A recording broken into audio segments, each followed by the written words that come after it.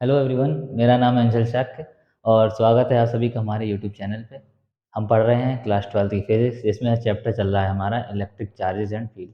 इस चैप्टर में 2 क्लासेस हो चुकी हैं, तो जिन बच्चों ने वो क्लासेस नहीं देखी हैं पहले वो देखें, उसके बाद ये देखें। और हम पढ़ रहे हैं जो हमारे 2 टॉपिक हो चुके थे, electric charge and it's basic properties. आज हम पढ़ने वाले हैं कूलम्ब्स लॉ। ठीक है, तो कूलम्ब्स लॉ की शुरुआत कहाँ से हुई, कैसे ये स्टार्ट हुआ, किसने इसकी डिस्कवरी करी, वो सब पढ़ेंगे। तो सबसे पहले कूलम्ब्स लॉ के जो हमारे एक साइंटिस्ट थे, चार्ल्स अगस्टिन डी कूलम्ब। तो उन्होंने क्या किया, वो एक फ्रेंच फिजिसिस्ट थे। ठीक है, तो उन्होंने अपना अपना मतलब रिटायरमेंट के बाद एक टॉर्सनल बैलेंस बनाया। उससे उन्होंने फोर्स बिटवीन टू चार्जेस को मेज़र करना स्टार्ट किया। तो इस तरह से मेज़र करते करते वो इस निष्कर्ष पे पहुँचे कि जो उनके बीच में जो चार्जेस के बीच में जो डिस्टेंस होता है, वो क्या है, इनवर्स ऑफ स्क्वायर होता है। ठीक है, जब फोर्स जो भी निकालते हैं उसमें इनवर्स स्क्वायर लॉ लगता है, जैसे कि हमारे सेम टू सेम ग्रेविटेशन की तरह उसमें भी इनवर्स स्क्वायर लॉ लग जाता है। तो उस तरह से हमारी जो भी रिसर्च वगैरह हुई वो उसका श्रेय जाता है कूलाम को। इसीलिए उनके नाम पर ब्रह्मांड इसका इस लॉ का नाम रख दिया गया कूलाम्स लॉ। ठीक है, तो हम शुरू करेंगे सबसे पहले कंपैरिजन से, किस तरह से ये उससे जो कूलम्ब्स लॉ है हमारा, वो किस तरह से ग्रेविटेशन लॉ से सिमिलर है। देखिए, जो हमारा ग्रेविटेशन लॉ होता है वो प्रोडक्ट ऑफ द मासेस के प्रोपोर्शनल होता है।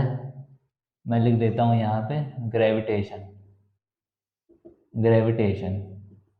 ठीक, और जो हमारा कूलम्ब्स लॉ जो होता है,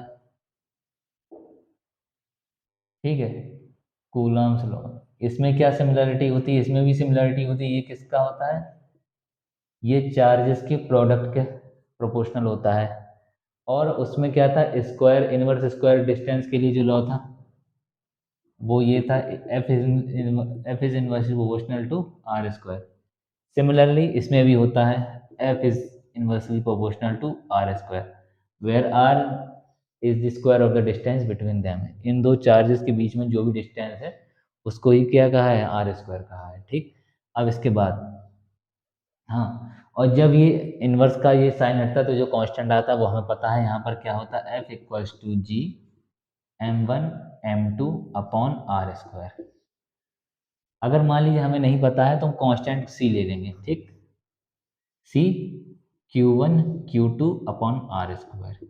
यही आगे चल के सी हमें मिल जाएगा 1/4 पाई एप्सिलॉन नॉट। पहले मैं सिर्फ एप्सिलॉन लिखूंगा, Q1 Q2 upon R square. Epsilon यहाँ पे किस लिए लिखते हैं, अभी सिर्फ रफली समझेंगे, फिर मैं इसको एक एक करके लिखाऊंगा। एप्सिलॉन किस लिए, यहाँ पर एप्सिलॉन आया है मीडियम के लिए। ठीक है, और हम बुक्स में एप्सिलॉन नॉट इसलिए लिखते हैं, एप्सिलॉन नॉट होता है, ये इसको बोलते हैं परमिटिविटी। ठीक है, तो जो रिलेटिव परमिटिविटी जो भी होती है हमारी, और रिलेटिव परमिटिविटी क्या होता है, वो एक मीडियम के रिस्पेक्ट में होती है। ठीक है, तो क्या होता है, तो जब हमारा मीडियम एयर होता है तो उसके लिए जो परमिटिविटी आती है वो होती है एप्सिलॉन नॉट। तो तब हम लिखते हैं इसको 1/4 pi epsilon naught, 1/4 pi epsilon naught Q1 Q2 upon R square. फिलहाल समझने के लिए इतना काफ़ी है। ठीक है, इस तरह से ये हमारा जो है ये कहलाता है हमारा कूलम्ब्स लॉ। अब इसकी डेफिनेशन लिखेंगे, फिर उसके बाद इसमें जो परमिटिविटी और रिलेटिव परमिटिविटी, ये जो मेन चीज़ें हैं जो इसमें इनका बहुत बड़ा रोल है वो समझेंगे। फिर उसके बाद हम वेक्टर फॉर्म पढ़ेंगे कूलम्ब्स लॉ की। ठीक है, और हुआ तो फिर न्यूमेरिकल भी करेंगे, और जो भी सुपरपोजिशन प्रिंसिपल वगैरह है उसको थोड़ा अगली क्लास में पढ़ेंगे। ठीक है, क्योंकि फिर टॉपिक और क्लास बड़ी हो जाएगी ज़्यादा। हाँ, तो हम शुरू करते हैं हमारा कूलम्ब्स लॉ। तो सभी बच्चे हेडिंग डालेंगे कूलम्ब्स लॉ। तो हमारी हेडिंग हो गई कूलम्ब्स लॉ। ठीक है,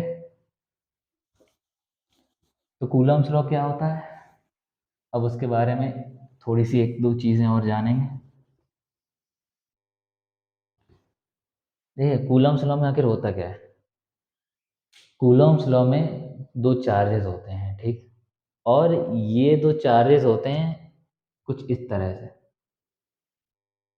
पॉइंट देख रहे हैं आप, ये दो पॉइंट चार्जेस होते हैं। अच्छा, इनको पॉइंट चार्जेस कहा क्यों गया है, देखिए, ये दोनों चार्जेस हैं छोटे छोटे, और ये दो चार्जेस तो छोटे हैं लेकिन इनके बीच की जो डिस्टेंस है वो बहुत ज़्यादा है।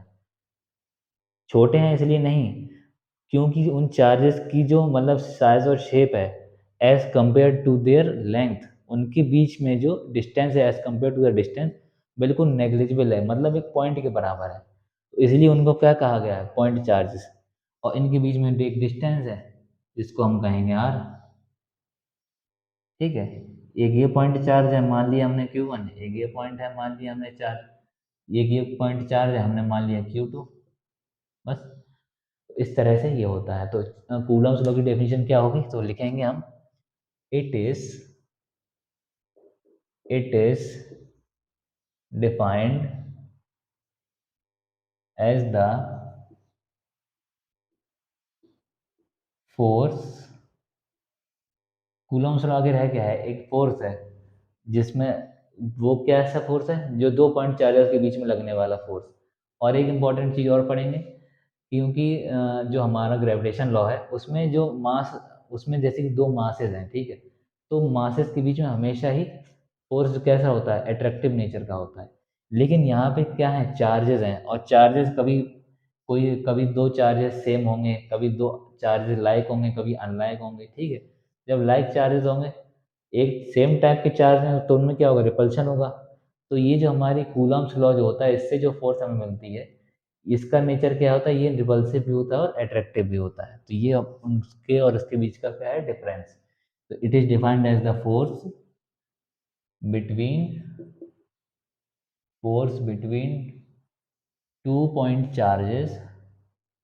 It is defined as the force between two point charges. और क्या है, डायरेक्टली प्रोपोर्शनल किसके है, directly proportional, directly proportional to the product of their, हाँ directly proportional to their product.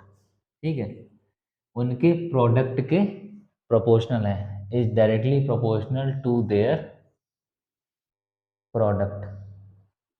इनके प्रोडक्ट के प्रोपोर्शनल हैं, और क्या है, inversely proportional and inversely proportional to the to the square of distance between them. ठीक, तो कैसे है ये क्या है, inversely proportional to the square of distance between them. और इसको लिखेंगे कैसे, इसको लिखते हैं, अगर हमें नहीं पता है तो हम सिर्फ इसको सी भी लिख सकते हैं, CQ1 Q2 upon R square. ठीक है, और अभी हम मीडियम नहीं जानते हैं तो इसको सीधे सीधे इस तरह से लिख लेंगे, 1/4 pi epsilon Q1 Q2 upon R square. ठीक है, ये क्या हो गया हमारा, F equals to 1/4 pi epsilon Q1 Q2 upon R square. अब सभी लोग इसको जल्दी से नोट कर लीजिए, सभी लोग इसको नोट करेंगे कूलम्स लॉ को। ठीक है, और रही बात अपसाइलन की, तो क्या है, permittivity of the medium. Q1 क्या है, चार्ज, ये दोनों चार्ज हैं, और ये डिस्टेंस बिटवीन देम, बस। और डायग्राम तो आपको पता ही है, डायग्राम मैंने रफ कर दिया, लेकिन बहुत इजी डायग्राम है, आप बना सकते हैं। अच्छा, इसके बाद ये तो हमें पता चल गया, ये होता है 1/4 पाई एप्सिलॉन, ये जो। अब हम इसके बाद इसको पढ़ेंगे कि हमें ये 4 पाई एप्सिलॉन नॉट, या ये जो भी हमारा ये जो सी है वो कैसे आया। ठीक है, तो from where we did get the C. तो अब आप सब लोग इसको रफ नोट कर चुके होंगे, तो मैं इसको रफ कर देता हूँ। ठीक, इसके बाद अब हम बात करेंगे परमिटिविटी की, क्योंकि इस फॉर्मूले में परमिटिविटी का भी बहुत रोल है। ठीक है, तो परमिटिविटी क्या होती है, परमिटिविटी देखें, ये मेरा एक चार्ज रखा हुआ है, ये एक चार्ज है, ये एक चार्ज है। ठीक है, ये दोनों एक दूसरे पर फोर्स लगा रहे हैं, उनका कोई भी नेचर हो सकता है, ये पॉजिटिव भी हो सकते हैं, ये दोनों पॉजिटिव भी हो सकते हैं, ये दोनों नेगेटिव भी हो सकते हैं, या फिर हो सकता है एक पॉजिटिव हो एक नेगेटिव हो। यहाँ पे इसका कोई फर्क नहीं है। अभी अभी ये नहीं देखना है कि कौन सा, बस देखिए चार्ज कोई भी हो, वो अगर कोई भी दो चार्ज पास पास रखे गए हैं तो एक दूसरे पर फोर्स जरूर लगाएंगे, फिर वो चाहे अट्रैक्टिव हो या रिपल्सिव। ठीक, अब क्या है, अभी इनके बीच में मीडियम क्या है, अभी इनके बीच में मीडियम है एयर। ठीक है, तो एयर से इन पे कोई ज़्यादा इफेक्ट नहीं पड़ता है, एयर से तो बिल्कुल ना के बराबर इफेक्ट पड़ता है। उसको हम बताएंगे कि उसको रिलेटिव परमिटिविटी उसकी जो है 1 होती है एयर की। ठीक, फिर क्या, अब हमने क्या करा कि ये हमने मान लिया ये हमारा है, देखिए हाँ ठीक है, ये हमने मान लिया ये हमारा ग्लास हमने रख दिया। ठीक है, इसको क्या कहेंगे, ग्लास। हमने इसके बीच में ग्लास का स्लैब रख दिया, तो फोर्स हमने माना इसके और इसके बीच में, ये इधर से कुछ भी मान लीजिए, अगर ये क्वांटिटी भेज रहा है तो मान लीजिए अपनी तरफ से 100 फोर्स भेज रहा है। ठीक है, अगर ये 100 भेज रहा है, ठीक है, एग्जाम्पल के तौर पे समझा रहा हूँ मैं, ये यहाँ से 100 भेज रहा है, इसके पास तक 10 पहुँच रहा है। ठीक, इसने कितना एब्जॉर्व करा, इसने मान लिया 90 एब्जॉर्व करा। 100 भेजा 10 पहुँचा, इसने कितना एब्जॉर्व किया, 90। ठीक, अब फिर यहाँ पे क्या होगा, हमने माना, फिर हमने इसको थोड़ा, फिर हमने सीधे दूसरा चार्ज रख दिया, इसने इसको हटा दिया दूसरे को रख दिया, हमने मान लिया 200 रखा, 200 रखा, फिर भी इसने क्या किया, उसमें 200 में से और सोख लिया, इसमें इसके पास 20 पहुंचा, इसका इसने कितना एब्जॉर्व कर लिया, 180। तो इससे हम ये समझेंगे कि परमिटिविटी आखिर क्या है। परमिटिविटी एक मीडियम का एक कैरेक्टरिस्टिक है, और वो क्या करता है, इन दोनों के बीच की फोर्स को हमेशा अफेक्ट करता है। ठीक है, परमिटिविटी जो है वो इन दो चार्जेस के बीच में लगने वाले फोर्स को हमेशा अफेक्ट करता है। तो परमिटिविटी की डेफिनेशन लिखेंगे। ठीक है, फिर उसके बाद हाँ, एक चीज़ और है, पहले परमिटिविटी जान लेंगे, फिर उसके बाद मैं 1/4 पाई भी बताता हूँ आपको 1/4 पाई क्यों आया। और अपॉन में ये इसलिए आया, अपॉन में इसलिए आया क्योंकि ये हमेशा फोर्स को घटा रहा है। ठीक है, अगर परमिटिविटी ज़्यादा होगी तो फोर्स कम होगी, और फोर्स ज़्यादा होगी तो परमिटिविटी कम होगी। तो परमिटिविटी क्या होता है ये लिख लेंगे पहले, परमिटिविटी, और इसको डिनोट करते हैं एप्सिलॉन से। ठीक, तो क्या होता है permittivity, it is defined as the, it is defined as the nature of the, या फिर नेचर की जगह अगर हम कैरेक्टरिस्टिक लिख दें तो भी ठीक है, कैरेक्टरिस्टिक लिखिए, it is defined as the characteristic, characteristic of the medium, of the medium which, due to which, due to which the force, due to which the force between, the force between the two charges, between the two charges got affected। ठीक है, अगर कोई, अगर permittivity available है तो उससे charge पर कुछ ना कुछ इफेक्ट जरूर पड़ेगा। ठीक है, between the two charges got affected. अब देखिए, मैंने अभी क्या बताया था, कोई भी दो पॉइंट हैं, इनके बीच में ग्लास रख दिया है, यहाँ से पावर 100 भेज रहे हैं, 10 पहुँच रहा है, 20 भेज रहे हैं तो कुछ पहुँच रहा है, मतलब जितना भी पावर भेज रहे हैं उस वो ये सब एब्जॉर्ब हो जा रहा है, क्योंकि ये उन दोनों के बीच के फोर्स को अफेक्ट कर रहा है। ये भी इधर से कुछ ना कुछ पावर भेज रहा है। ठीक है, तो नहीं हो पा रहा। फिर क्या हुआ, अच्छा इससे तो हम समझ गए कि जितनी ज़्यादा परमिटिविटी होगी फोर्स उतना कम होगा, फोर्स लग ही नहीं पा रहा क्योंकि सब कुछ तो ये एब्जॉर्ब कर जा रहा है, या कह सकते हैं ये उसके बीच में एक बाधा बन रहा है। ठीक है, तो क्या हुआ, अच्छा ये तो हम समझ गए कि अब साइलेंट अपॉन में आएगा क्योंकि फोर्स ज़्यादा तो अब साइलेंट कम, इतना समझ में आया। ठीक है, फिर उसके बाद अब हमारा, आपने देखा होगा ये हमारा कार्टेशियन प्लेन होता है। ठीक है, इसमें एक्स वाई वगैरह वगैरह जो भी हम अपना बना लेते हैं। तो ये क्या होता है, ये तो सिर्फ वो 2D फिगर होता है। ये जो हम बनाते हैं ये एक्स और वाई, ठीक है। और इसमें एंगल निकालते हैं 0 से 90, 90 से 180, 180 से 270, 270 से 360 डिग्री। और ये पूरा एंगल कितना होता है, 2 पाई, ठीक। अब अगर यही, अब ये तो है हमारा 2 डायमेंशनल, और यही जब 3 डायमेंशनल होता है तब ये जो 2 पाई है, ये 2 पाई उस तरफ और हो जाएगा। तो ये कितना हो गया, ये टोटल एंगल कितना होगा, 4 पाई, ठीक है। ये जो पूरा 360, ये जो पूरा हमारा पूरे 3 डायमेंशनल में होगा, ये हुआ जा करके हमारा वो 4 पाई एंगल। जब एंगल 4 पाई है, एंगल 4 पाई है, इसको ध्यान से समझिएगा, ठीक है। एंगल है हमारा 4 पाई, और कोई भी दो चार्जेस हैं, इसके लिए भी पूरा स्फेयर है एक, ये अपने आसपास के पूरे स्फेयर में लगा रहा है। इसके लिए भी पूरा स्फेयर है, ये अपने आसपास के पूरे स्फेयर में इसका इफेक्ट है, ठीक है। लेकिन जो फोर्स लगेगा वो सिर्फ लगेगा अलोंग द लाइन। फोर्स जो है, ये इस तरफ फोर्स लगा रहा है, अब मान लीजिए ये प्लस है तो ये इस तरफ लगा रहा है, ये इस तरफ लगा रहा है, तो जो भी हमारा फोर्स है वो अलोंग द लाइन लगता है, ठीक है। तो क्या है, ये जो कूलॉम का जो फोर्स होता है, it always acts along the line. जब ये लाइन के अलोंग लग रहा है, यानी कि 4 पाई में से सिर्फ एक तरफ लग रहा है, सिर्फ 1/1 में लग रहा है, तो ये तभी यहाँ पर आ गया 1/4 पाई, समझे।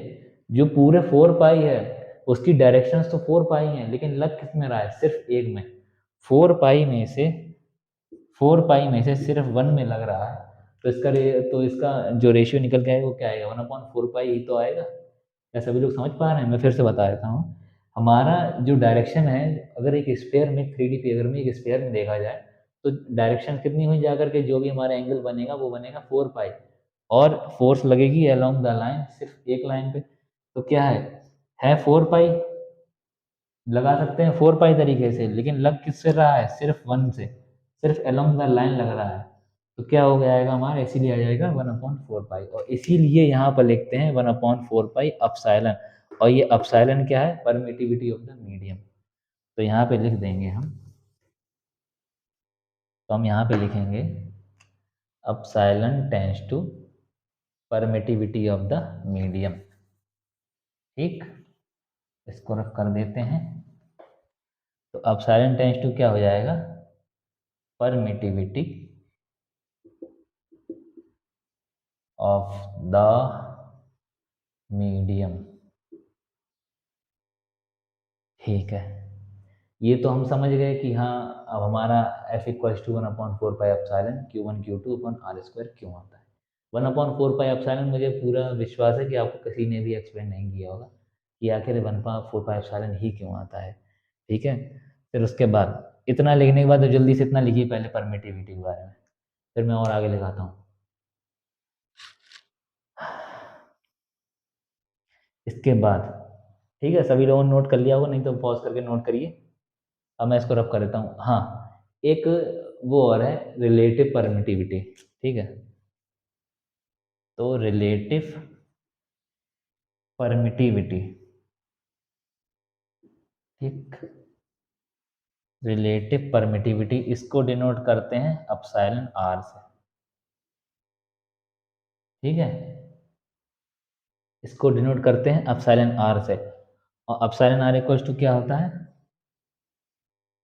इसको रेशियो में लिखते हैं हमेशा, ठीक है। इसको ध्यान रखिएगा, ये क्या होता है, epsilon M upon epsilon naught. मैंने यहाँ पे एप्सिलॉन एम नहीं लिखा है, अगर एप्सिलॉन एम लिख लेंगे तो भी कोई अंतर नहीं है, क्योंकि यहाँ पे एप्सिलॉन एम से क्या होता है, permittivity of the medium upon और परमिटिविटी ऑफ एयर, ठीक है। एयर में होती है एप्सिलॉन नॉट, पहले इतना नोट करिए जल्दी से सभी लोग।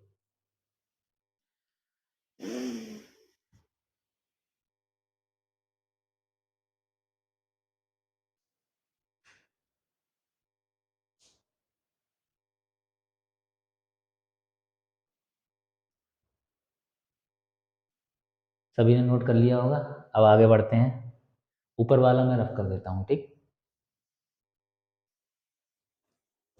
अब इतना तो हम समझ गए हैं, ये सब मैं जो आपको बता रहा हूँ ये सब न्यूमेरिकल में यूज़ होने वाला है, इसलिए इसको ध्यान से समझना है बहुत।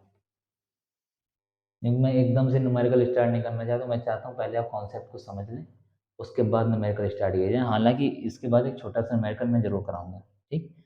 अब क्या हुआ, epsilon R equals to epsilon upon epsilon M upon epsilon naught. और कहीं कहीं पे और जब आपको न्यूमेरिकल दिया जाएगा उसमें क्या होगा कि एप्सिलॉन एम दिया है, ठीक है, आपको क्या करना है, इस तरह से दिया होगा 1/4 pi epsilon M Q1 Q2 upon R square, ठीक है।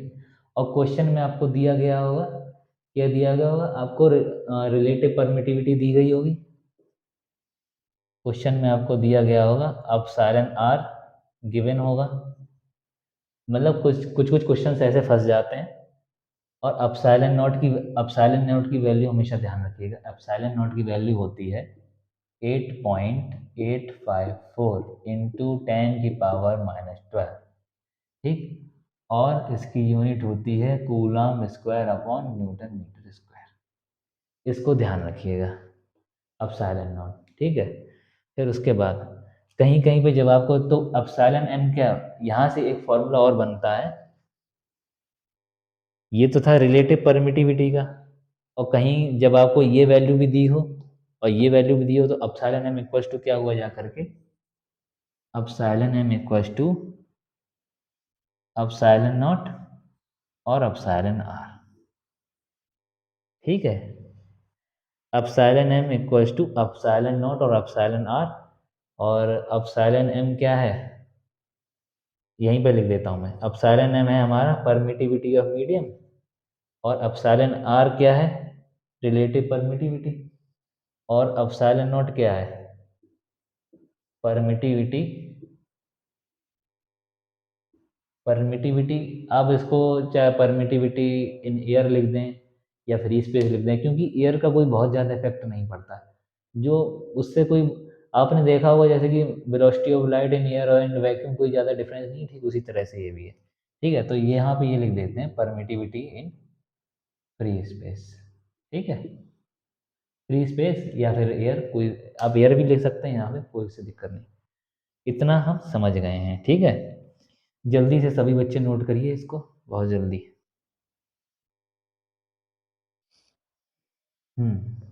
इसके बाद अब सभी ने नोट कर लिया होगा, मुझे उम्मीद है, नहीं तो वीडियो को पॉज करके नोट कर लें अभी। फिर इसको लिखने के बाद अब हम किस पे आ रहे हैं, हाँ, इसका वैसे इसका डायमेंशन वगैरह मुझे नहीं लगता निकलवाना चाहिए, सभी लोग निकाल लेंगे। कूलम क्या है कि Q equals to I T, वहाँ वैल्यू सब रखनी है, ठीक है, वो सब हो जाएगा। इसके बाद हम पढ़ेंगे vector form of Coulomb's law. देखिए ये जो भी हमारा, ये जो वैल्यू है हमारे कूलम्स लॉ की, ये हमें सिर्फ और सिर्फ मैग्नीट्यूड दे रहा है, लेकिन हमें डायरेक्शन भी देखना है, क्योंकि यहाँ पर प्योर यूज़ है वेक्टर का, ठीक है। तो डायरेक्शन क्या होगी, क्योंकि क्वेश्चंस ऐसे आएंगे कि उसमें आपसे डायरेक्शन भी पूछ लेगा, what is the direction of the force, तब आप क्या कहेंगे। इसलिए अब इसको लिखने के बाद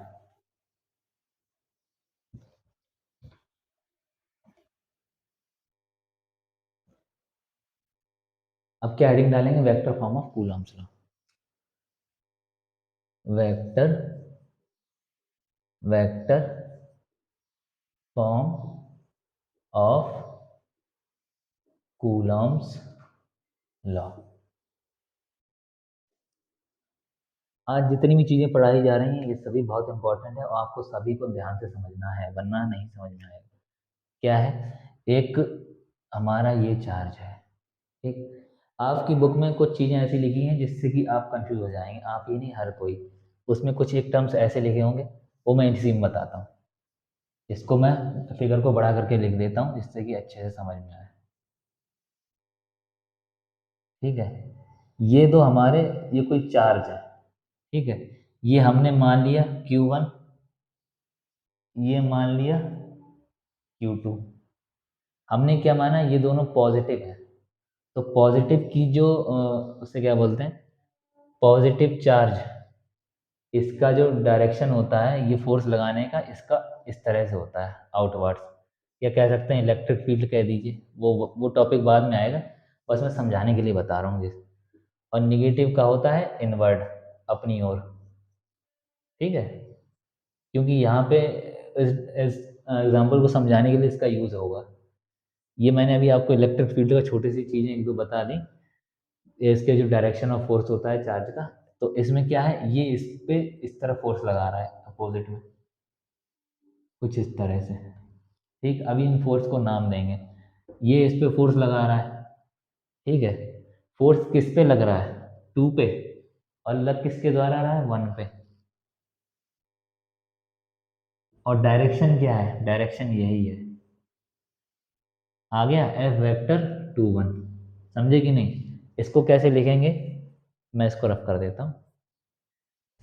इस चीज़ को समझिएगा ध्यान से, क्योंकि नहीं समझेंगे तो आप हमेशा कंफ्यूज रहेंगे। और हाँ, आपको भी कोई भी चेंजमेंट नहीं करना है, आपको अपने हिसाब से सही से लिखना है। देखिए, इसका मतलब क्या है, force on two due to one. मैं इसको लिख देता हूँ, F vector two one, force, ये आपको याद रहे इसलिए, force on two due to one. Two से मेरा मतलब है क्यू टू से, ठीक है। अब ये भी यहाँ पर कुछ फोर्स लगा रहा है, ठीक, ये क्या होगा, एफ वेक्टर वन टू। तो ये क्या हुआ जा करके, एफ वेक्टर वन टू क्या हुआ, force on one due to two. और बिल्कुल भी कंफ्यूज नहीं होना है। और जो इसमें आर है हमारा, ये हमारा आर वेक्टर होगा। आर वेक्टर क्या है, जो भी हमारा उससे क्या बोलते हैं, पोजीशन वेक्टर कहिए इसको, क्योंकि ये हमें डायरेक्शन बताएगा, ठीक है। तो जब भी हम बोलेंगे, जैसे कि मान लिया हमने एफ वेक्टर, हमें क्या निकालना है, हमें यहाँ पर फोर्स फाइंड करना है, ठीक है। तो सीधी सी बात है, हम ये और ये चार्जेस लेने वाले हैं। आप यहाँ पे चाहे इस तरह से आर ले लीजिए, या फिर आप सिर्फ पोजीशन वेक्टर के लिए, या फिर आप सिर्फ यूनिट वेक्टर ले लीजिए उसकी डायरेक्शन दिखाने के लिए, ठीक है। मैं भी इसका भी यूज़ बताऊंगा आपको। तो अगर इसके रिस्पेक्ट मिलेंगे इस डायरेक्शन में, तो ये क्या हो जाएगा, टू वन।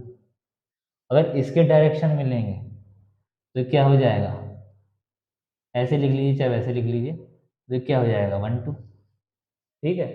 तो अभी इसको कैसे लिखेंगे, अभी देखिए, one upon four pi epsilon, और चार्ज कौन कौन से हमारे, Q one Q two, upon कितना आएगा, जब इस तरह से लेंगे, force on two due to one है, ठीक है। तो क्या लेंगे हम, ऊपर देखिए, ये तो उनका प्रोडक्ट है, इसमें आगे पीछे वन टू जो भी हो जाए इससे कोई मतलब नहीं। ये जो उसका जो भी क्या बोलते हैं, उसका जो पोजीशन वेक्टर है वो, उसको आपको ध्यान रखना है, ठीक है।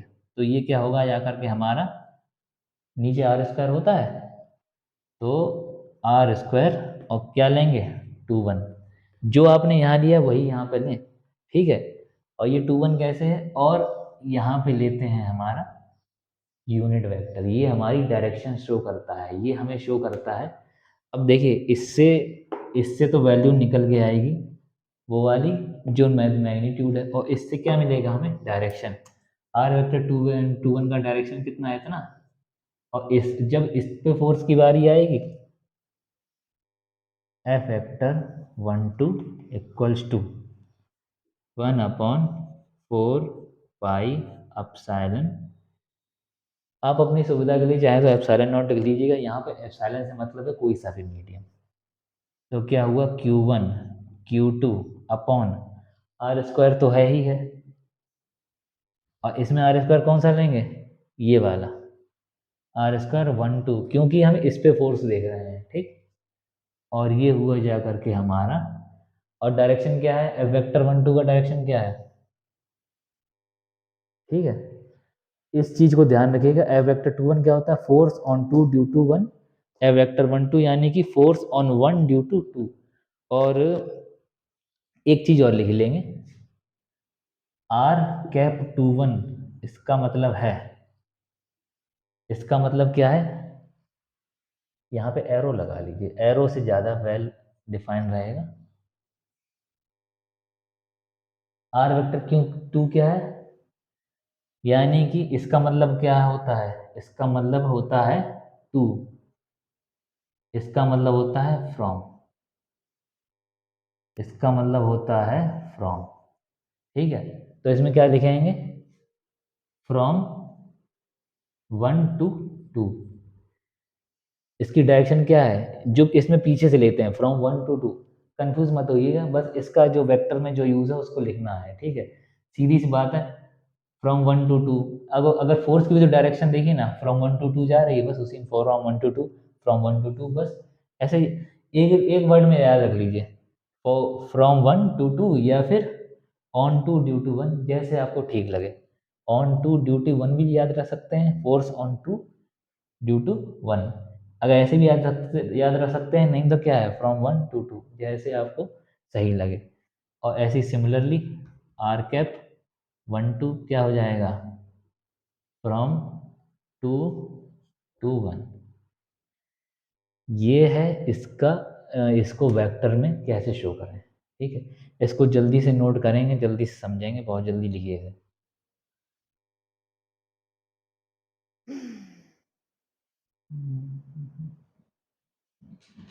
कुछ लिखने वाला है और कुछ तो नहीं है।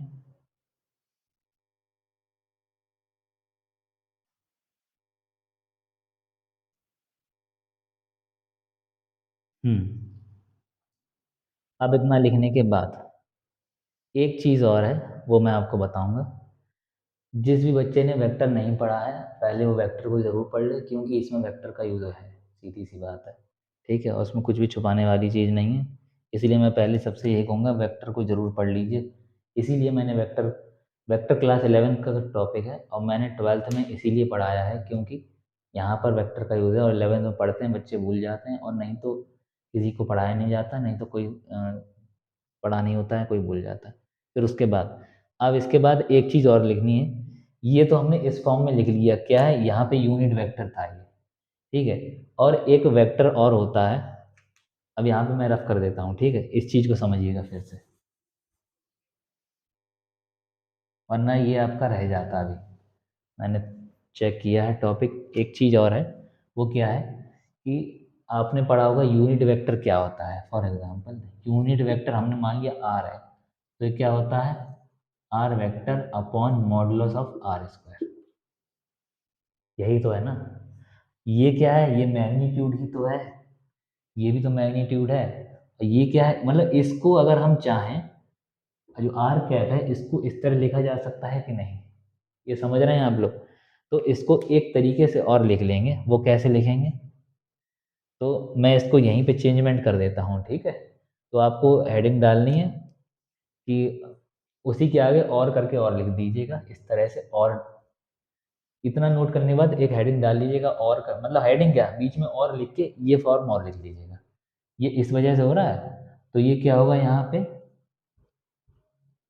आर वेक्टर, ठीक है, और अपॉन कितना हो जाएगा, आर बेस में 2 1, और यही जा करके हुआ हमारा 1/4 pi epsilon Q1 Q2 upon R³ 2 1, ठीक है, और ये कितना हो जाएगा, R वेक्टर 2 1।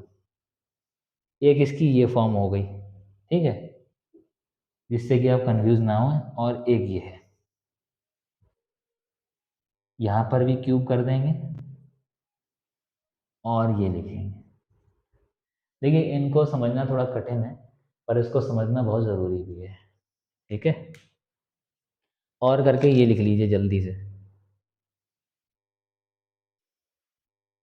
इसको लिखेंगे। फिर उसके बाद एक है हमारा फोर्स बिटवीन 2 चार्जेस को, और इसको और लिखना है,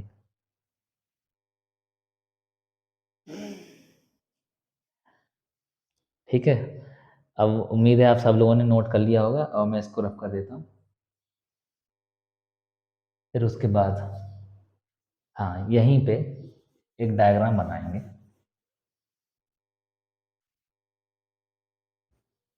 वो डायग्राम कैसा है, जैसे कि हमने मान लिया हमारे कोई भी दो चार्जेस हैं, ठीक है, एक यहाँ पर है और एक यहाँ पर है, ठीक है, ये कोई ओरिजिन है, ये ओरिजिन है, और एक पॉइंट यहाँ इस तरह से गया है, एक पॉइंट यहाँ इस तरह से गया है। अब हम ये देखेंगे फोर्स बिटवीन टू चार्जेस, अगर इस पॉइंट पे मांगा जाए तो कैसे उसका फोर्स निकालें। यहाँ पर भी वेक्टर का यूज़ है, जैसे कि ये हमारा है Q1, रुक जाइए, ये हमारा है Q1, ये है हमारा Q2, ठीक। फिर उसके बाद ये है हमारा Q1 और ये है हमारा R1, ठीक है, ये है हमारा R2, ठीक। ये हमें मिल गई इसकी जो भी डायरेक्शन है वो, ठीक है, इतना समझ में आ रहा है। अब इसकी डायरेक्शन कैसे पता करेंगे, देखिए, ये अगर इसको इस तरह से देखा जाए तो यहाँ पे एक 90 डिग्री एंगल मिलेगा कि नहीं, ठीक है।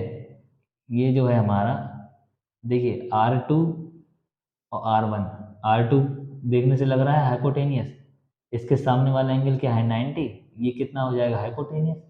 इसको जब वेक्टर फॉर्म में निकालेंगे तो ये सभी वेक्टर हैं, मैं साइन नहीं लगाया, ये सभी वेक्टर हैं, ये चीज़ें समझनी पड़ेंगी, वेक्टर थोड़ा कठिन है।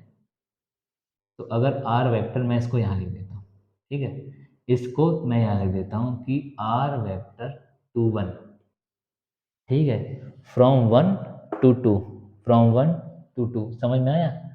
तो क्या होगा जा करके, हम हमेशा से जानते हैं जो हमारा जो हाइपोटेनियस होता है, हाइपोटेनियस, और हम ये भी जानते हैं कि क्या होता है हमारा, एक फॉर्मूला होता है हमारा, A vector plus B vector equals to C vector, ये भी होता है। तो अगर उस तरीके से लिख लेंगे, R one vector plus R vector base में टू वन बराबर आर टू वैक्टर, उस तरीके से लिख लेंगे तो भी आ जाएगा। और फिर जब इसको माइनस करके निकालेंगे तो क्या आ गया हमारा R two vector minus R one vector, ठीक है। अगर फोर्स इन दो पॉइंट्स के बीच में मांग लिया जाए, मान लीजिए कोई भी दो चार्ज स्पेस में है, अगर उन दोनों के बीच में मांग लिया जाए तो क्या करेंगे, पहले इस पॉइंट को निकालेंगे, ये क्या है हमारा, ये है आर वेक्टर टू वन, और ये इक्वल टू है R two vector minus R one vector के। अब हमसे ये कहा जाए कि आप इस पे फोर्स, आप फोर्स निकालिए इन दोनों के बीच में, अगर इन दोनों के, अगर इस और इस पॉइंट के बीच में फोर्स निकालेंगे तो कैसे निकलेगा। अब मैं, ये तो चीज़ आप समझ ही गए होंगे, मैं इसको रफ करता हूँ फिर मैं आपको बताता हूँ।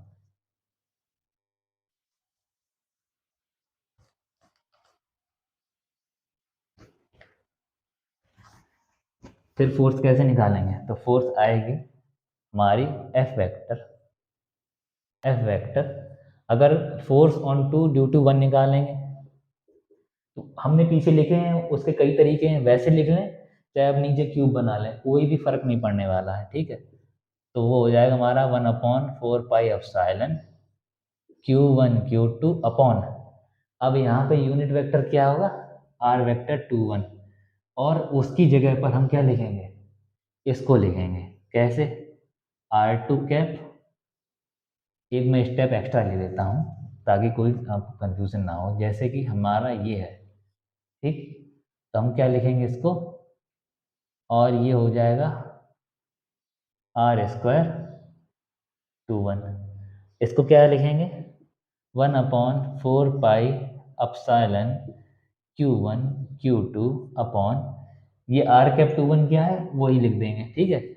जब कैप लेंगे तो सब पे कैप होगा, जब वैसा वेक्टर लेंगे तो नीचे क्यूब करना पड़ेगा, आपको जिसमें ठीक लगे। अब क्यूब करना चाहें तो क्यूब कर लीजिए, क्यूब करना चाहें तो रुकिए पहले मैं क्यूब कर देता हूँ, क्योंकि लास्ट वाला क्यूब वाला करवाया है, आप समझ में आ जाएगा, ठीक। तो क्या हुआ हमारा, ये आर वेक्टर टू वन क्या है हमारा, R two vector minus R one vector, ये हो गया, और ये क्या हो जाएगा, R two vector minus R one vector का होल क्यूब। ये है, इसको क्या बोलेंगे, force between two multiple charges, ठीक है, फोर्स बिटवीन टू चार्जेस या इन स्पेस ऐसे लिख लेंगे। और ये हो गया हमारा एफ वेक्टर। देखिए ये वेक्टर की चीज़ें समझनी ही पड़ेंगी क्योंकि ये सिलेबस में है, इसीलिए मैं आपको समझा रहा हूँ। इनको समझना कठिन है, आसान नहीं है, पर अगर आप ध्यान से इसको समझेंगे, बस ये मैथमेटिकल रिलेशंस की तरह है, ठीक। अगर आप इनको समझेंगे तो आपको समझ में आ जाएगा अच्छे से। और एफ वेक्टर जब 1 2 लेंगे, सेम टू सेम सब कुछ उसी की तरह है, बस ये इसलिए लेना पड़ रहा है क्योंकि वो 2 पॉइंट स्पेस में है, 2 पॉइंट चार्जेस जब स्पेस में आ गए हैं तो उनका जो है जो क्या बोलते हैं, उनके जो अलोंग जो लाइन है, जो वो पोजीशन वेक्टर है वो बदल गया है, ठीक है। इसीलिए जब वो बदल गया तो हमारी जो पॉइंट्स थे वो भी बदल गए, हमारा वेक्टर भी बदल गया। तो जो नया वेक्टर है उसके क्या क्या, उसको किस तरह से लिया जाएगा, बस सिर्फ उसी के बारे में। और जब 1 2 हुआ तो यहाँ हर जगह 1 2 ले लो, 1/4 पाई एप्सिलॉन और Q1 Q2 अपॉन, और ये क्या है, जब यहाँ 2 1 है फिर यहाँ पे 1 2 हो जाएगा, बस R1 vector minus R2 vector, और ये क्या हो जाएगा, R1 vector minus R2 vector, यहाँ पे Q हो गया, बस सिंपल, इसको ले लेंगे। और आगे चल के क्या होगा, हमने एक जगह वेक्टर में पढ़ा था, वो क्या था कि आपने को अगर याद हो, अगर जिसने भी क्रॉस प्रोडक्ट वाला वीडियो देखा है तो उसमें क्या था, ये जो था उसके अपोजिट था तो उसके माइनस में था। तो सिमिलरली इससे भी जब हम फाइंड करेंगे तो ये आएगा हमारा F vector 2 1 is equals to minus of F vector base में 1 2, बस। ये जिसने भी वेक्टर के वीडियोस देखे होंगे उसको समझने में बहुत आसानी रही, लेकिन मैं फिर भी बता देता हूँ। आप यहीं से देखिए ना, नीचे क्यूब है वो तो ठीक है, जब आप इससे जब जब इसको आप साइड चेंज करेंगे, जब आप R2 - R1 लेंगे तो यहाँ ऑटोमेटिकली माइनस आ जाएगा, ठीक है। R2 - R1 जब आप इसमें अप्लाई करेंगे, जब R2 - R1 लेंगे तो सीधे सीधे यहाँ माइनस आ जाएगा, और एफ वेक्टर बेस में 2 1 इक्वल्स टू माइनस का एफ वेक्टर बेस में 1 2 आ जाएगा। इसकी डायरेक्शन अपोजिट है, इसकी डायरेक्शन क्या, force on two due to 1, इसकी डायरेक्शन है ये, ठीक। और इसकी डायरेक्शन क्या है, ये। और सब चीज़ें सेम है, चार्ज भी सेम है और उनके बीच की डिस्टेंस भी सेम है, बस क्या है, डायरेक्शन का डिफरेंस है। डायरेक्शन क्या है, जस्ट अपोजिट, ठीक है। इतना आप सब समझ गए होंगे, इतना नोट कर लीजिए पहले तो।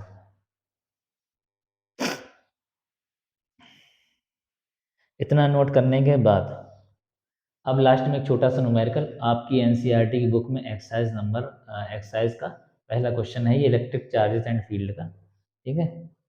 तो मैं एक्सरसाइज क्वेश्चन एक बार देखना पड़ेगा, आपकी जो भी एक्सरसाइज का क्वेश्चन है, क्योंकि एग्जाम्पल के तौर पे वो सबसे छोटा भी है और उससे बताना आसान है।